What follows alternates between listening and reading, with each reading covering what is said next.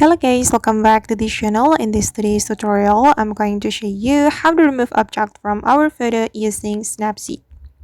Okay, let's get into it guys. I have opened my phone and first thing first, I'm going to open up my Snapseed application and I'm going to choose a photo I want to remove the object from. For example, I'm going to remove the object from this photo. I'm going to remove the emoji.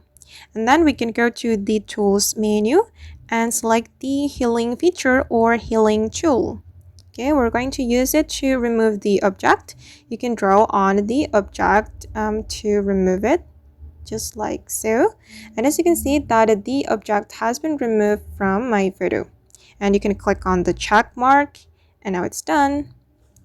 Alright guys, and that's all the way to remove object from our photo using Snapseed. I hope this tutorial will be useful for you.